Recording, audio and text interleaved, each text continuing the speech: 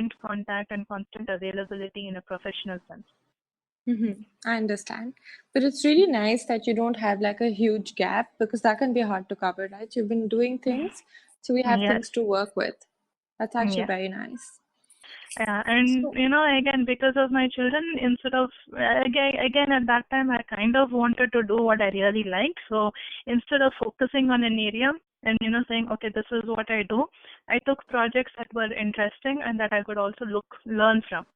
Something different instead of doing the same thing again and again. Hence the huge difference between what I did at Chef Cucciolo and what I did for True and everything. I usually stuck to the education sector and online marketing. But I wanted to do something different, so went ahead and decided to go for Chef Coach. all right, perfect. So we've talked about True and Chef Kuchlu, but we haven't talked about your other projects that you've done independently here. Could you briefly tell me a little bit about those? I can. I also worked for another after school care company called Tap and Talents. Again, primarily for online marketing and Facebook advertising.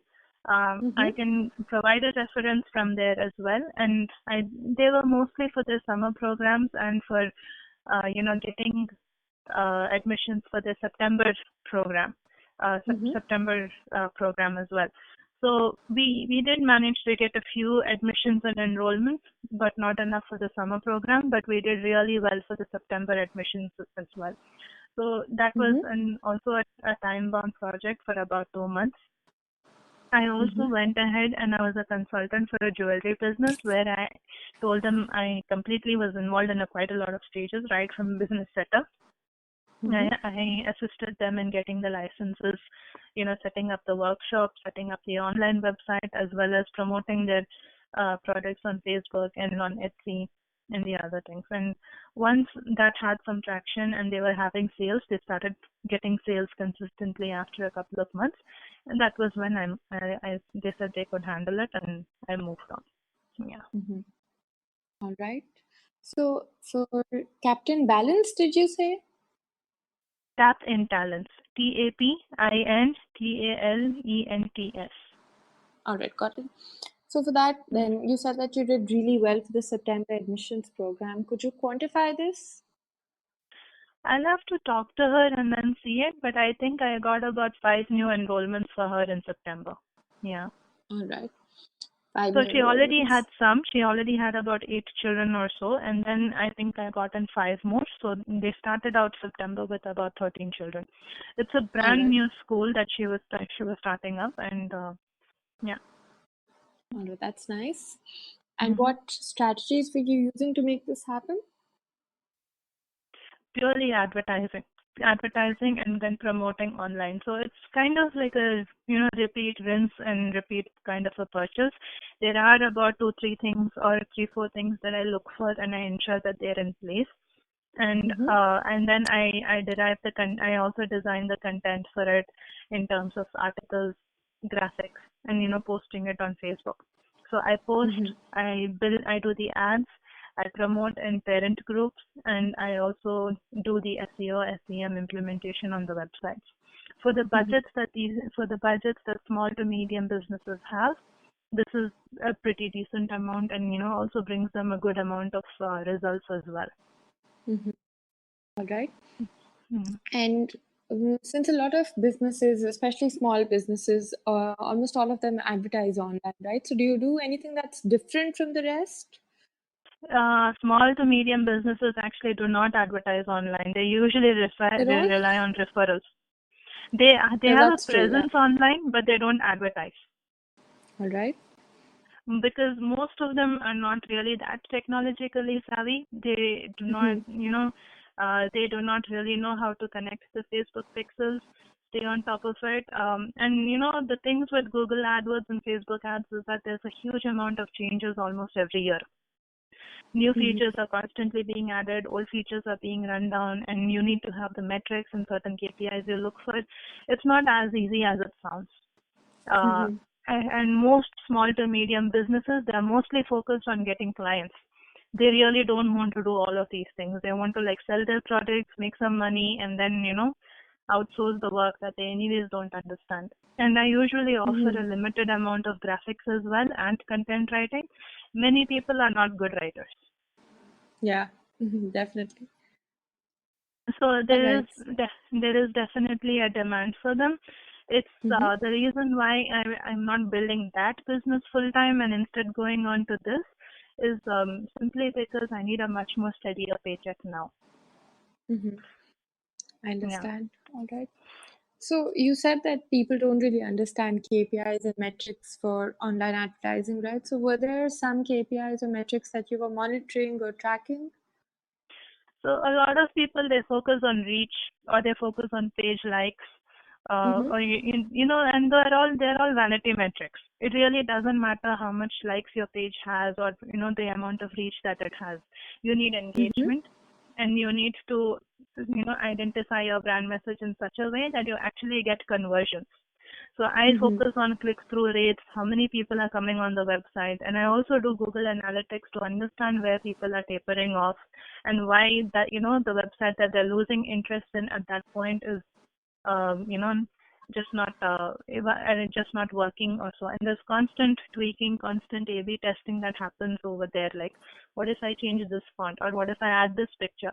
Or you choose like 4 or 5 pictures and you run the same article with them in different formats, and that's how you get your engagement. And with the you know fragmentation of consumers' minds that we have, it's not enough that okay, my post reached about 1,000 people. Uh, Mm-hmm. it's of no use when your efficiency or you know your CTR rate is like a zero 0.9. Out of those 1,000 people, maybe only 100 visited your website and only you know 30 filled up your event Mm-hmm. setup. But then only 4 people showed up, and out of those 4 people, nobody actually converted. Mm-hmm. So you need at each point once you get these metrics, you actually you tend to improve them by getting more people to the school visits. So one thing I told my principal of True is that if you get your school visits, if you get more people in for your school visits, there's a higher chance that they're going to enroll. Then Mm-hmm. most people don't enroll into schools just by looking at a website or by a Facebook ad. They would want to come, they would want to see it for self, maybe take a tour, maybe take a demo day, and you need to Mm-hmm. get more people in that area. So if you need to have, let's say, 30 people or so for your school visits, there is another, you need to make the process of getting people over there very efficient, and you also Mm-hmm. need to have a much wider, much larger reach. All right. Perfect. So, So yeah, go on. so no, I was just yeah, nothing. I didn't have much more to say. That's All right. So one thing that you mentioned was A/B testing, right? And that was also in one of the job listings that you sent. it. Mm-hmm. So were you analyzing the results of the A/B testing to maybe improve something? Mostly to improve the content I was putting out there. So in Facebook ads, you can do A/B testing where you have exactly the same content, but your image is different. Or Mm-hmm. maybe you're keeping the image the same, but you're, testing out 2, 3 different taglines. Mm-hmm. Or it All could right. be something similarly as a change in font or a change in, graphics or something of that sort. So, it looks very simple on the outside, but all of these things, especially graphic design, is very time consuming. It's Yeah, not really that definitely. easy. Yeah. Right. Nice. So again, you're going to reach out to the owner and check if she has any quantified results, right? Yeah. For Chef Kuchulu and for Tap and Talents. Yeah. Yeah. I'll Yeah. do that for both. Yeah. All right. Perfect. Thank you so much. Hmm. Right. So this jewelry business that you mentioned, firstly, could you tell me what the name was? The name was Crescent Creations. Though these people, I'm not really sure, if they ever got off the ground or so beyond their sales part of it. All right. Um, so while I did the work and I can show you samples of it or so, I'm not 100% sure if they were successful because um, yeah, they didn't have they weren't willing to really invest from a monetary point of view. All of them were nearly, as I said, small to medium business owners. They weren't willing Mm-hmm. to invest a whole lot of money to get the business off the ground. And right now, jewelry is such a fragmented market that I'm not really sure you can actually get the critical mass or something that you require without doing some serious investments. Yeah. All right. So any other businesses that you were working with, any other projects? Right now, no, because the last 1 year I was in Abu Dhabi. All So right. I was taking very, very minor projects. I am working for a company right now in all-time medical, but that's very, very initial stages. I've just designed the website. We actually haven't done sales, or at least not a huge amount of sales. It's still ongoing. All right. Right. So again, from any of these projects, then now overall, I'm just going to talk about them like combined. Can you think of any process improvements that you brought about? Any, I'm sorry, any? Any process improvements or workflow optimizations, anything like that?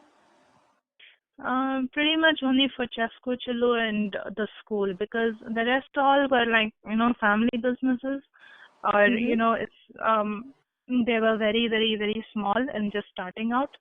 Mm-hmm. They were still building their actual teams, Yeah. and actual processes. So at that point, not really. There isn't really much that I could do over there as far as the team building and the other things were concerned. Processes.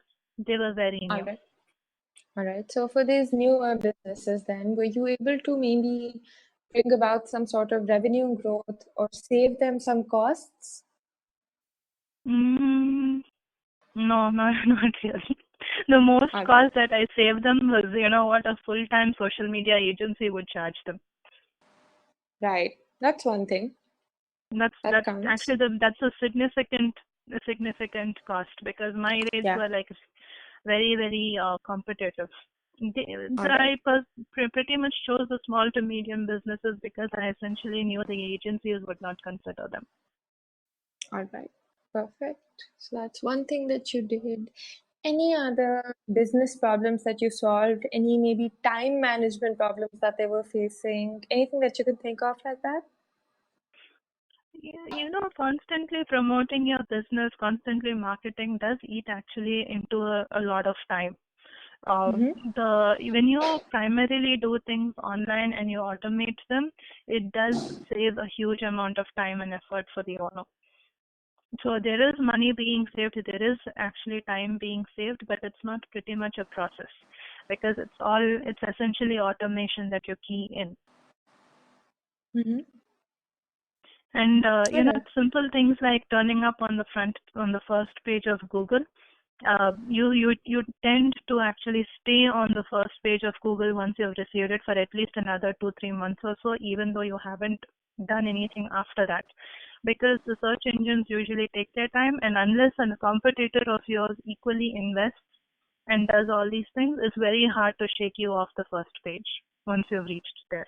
Mm-hmm. So that again is time and budget saved, because you don't have to constantly spend money or effort to stay on the first page. And that's pretty much the biggest advertising you'll ever get when you type in, let's say, preschool in Palo Alto or elementary Mm-hmm. school in Palo Alto, and you're on the first page, you're one of the first few results showing up. Mm-hmm. Perfect.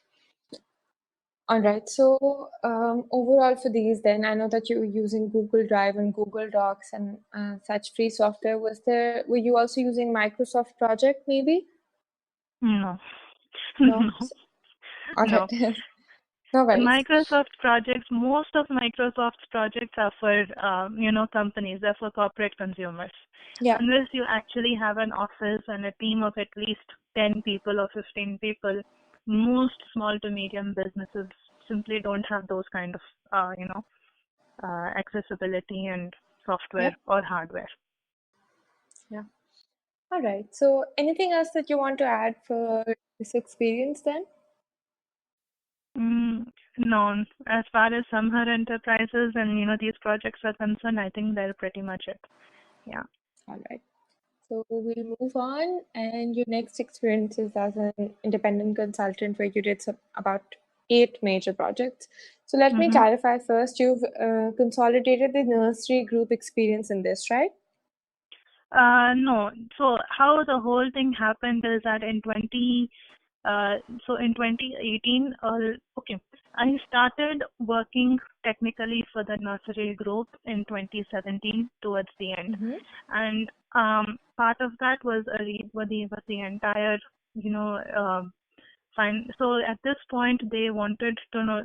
So it's actually they came through me through a referral. That's actually how I got the whole deal and how the whole opportunity to do this. They came to me through a referral, and they said, the situation in Abu Dhabi is very uncertain, and we were thinking of selling this part or whether we should continue. We're not really sure what to go ahead and do about it, and if we sell, what are the numbers that we're looking at.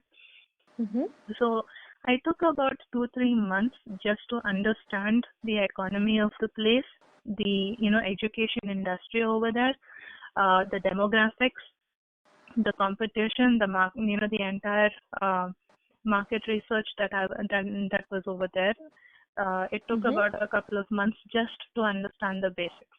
And once I had those things in place, we did looking at their past financial audits, doing the interviews with all the stakeholders around, and then where I couldn't, and again, UAE is one of the places where it's very hard to find online data or even telephonic. It's really pretty hard. You need to be pretty much on ground, or you need to make certain assumptions, working from high level numbers and then going into the details. So you had to make those assumptions, and then what you thought about the place, the numbers that you did it, you had to validate through the interviews or when you were talking to people on ground. And then based on those things, we did a kind of a forecasting model where we projected revenues, where we projected costs for each nursery. There were 3 nurseries in this group, and then we had to highlight 2-3 different ways of doing it, because again, when she goes to sell the nursery group or so, they're going to ask her, or which method did you use, or how did you arrive at these figures? Yeah. So all of these things was an entire 4-month or so project.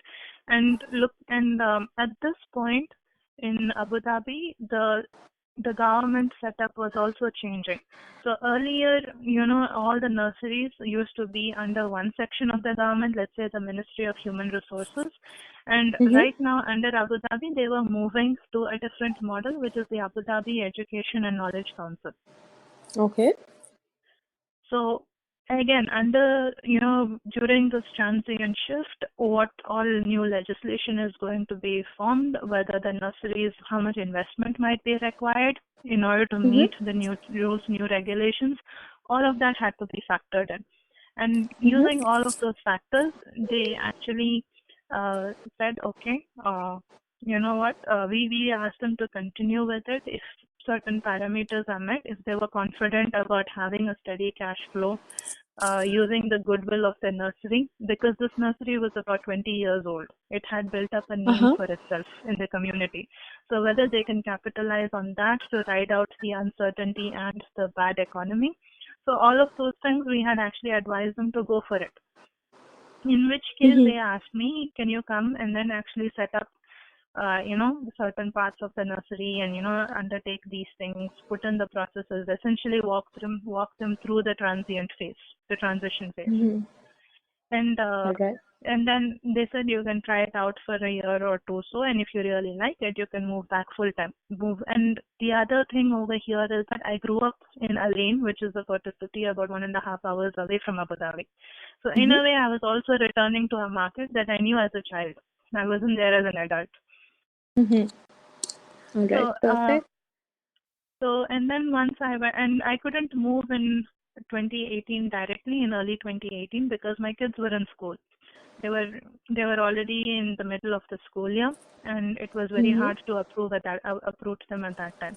So in 2018 August was when I moved back to Abu Dhabi, and I've been there for the last 1 year, and that actually shows a decent amount of operational efficiency and project-based management that I was doing over there.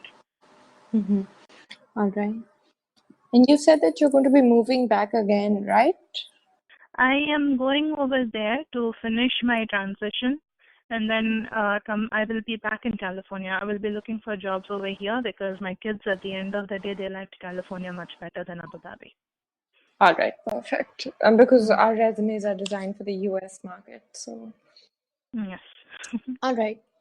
Um, you said that they also asked you to implement some processes there, right? To set up some processes and establish them and everything. Can you elaborate on this? I've done actually a lot over there over the 2 years I was over there. 2 years that I was working for the company and 1 year that I was actually over there, one year plus. So Mhm. there, I've actually written it down under the professional experiences, and I've to an extent, I've just focused on the high level things that I've done. So over there, it's a small group anyways, even though there are three nurseries. It's a group of, Mhm. so it's three nurseries under one group. I was working with the management or the managing director at the head office, and each nursery had its own nursery manager, the teachers, the supporting staff, and the assistants.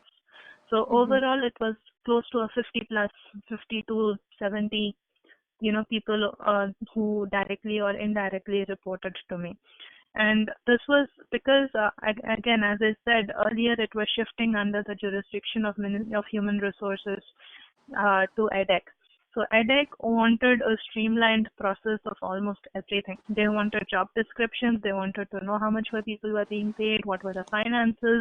They had policies that you needed to implement. They asked for a huge amount of documentation that fit with their rules and regulations, and that's primarily what I did. So under HR, we developed the job descriptions.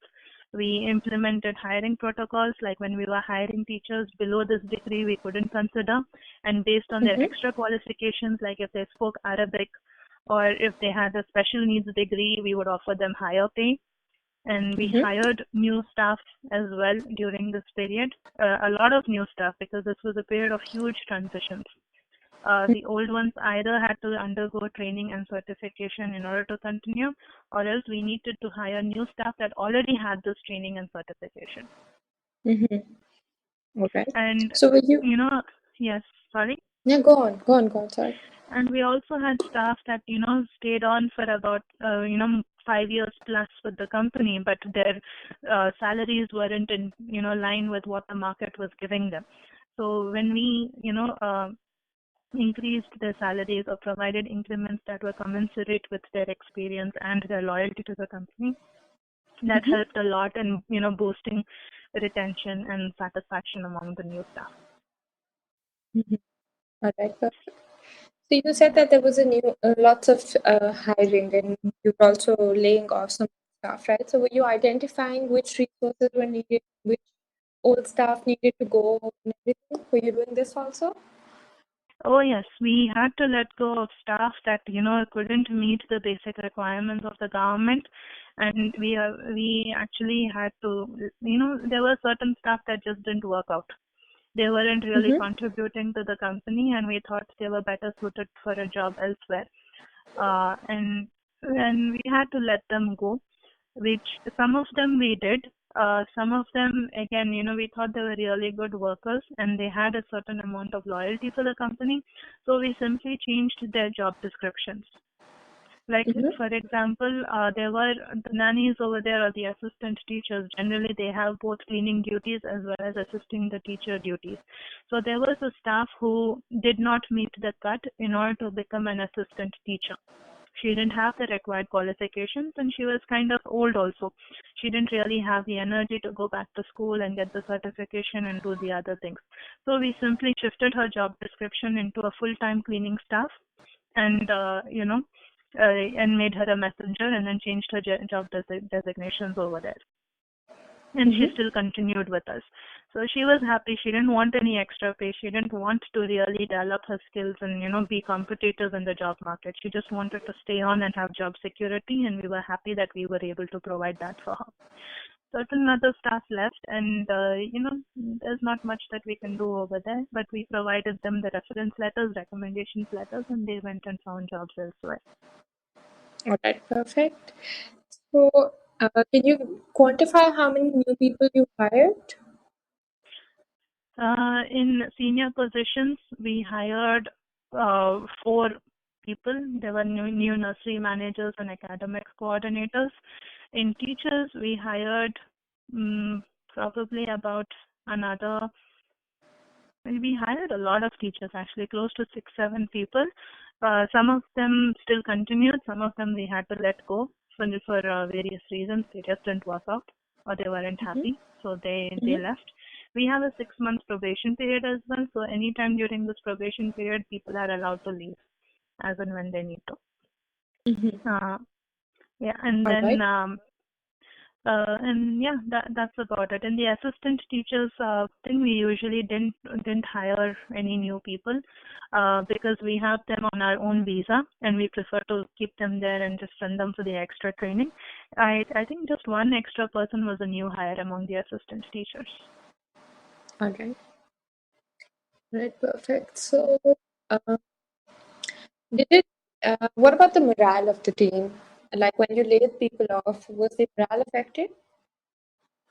Uh, Not really. So there are two ways of the people who used to work for us. One of them who was on our visas, and the other one who was on a husband or another local sponsor visa. So if we generally preferred to keep on people who are on our visa, and if any letting go happens, it's mostly for the people on the other visas over there, and they generally usually find other jobs. It's fine. They don't really take it personally when they're let go. They usually find jobs elsewhere very quickly. Mm-hmm. All So right, perfect. there is no bad blood per se. All right, nice. Hmm. Right. So we've talked about the HR aspect. Let's talk a little bit about these process improvements that you introduced here. You introduced a lot of new systems here, right? A lot of new systems, yes. So part of the systems that were involved some of them were introduced by the government itself. They introduced new systems to add students, to monitor students, like how many children were at the nursery.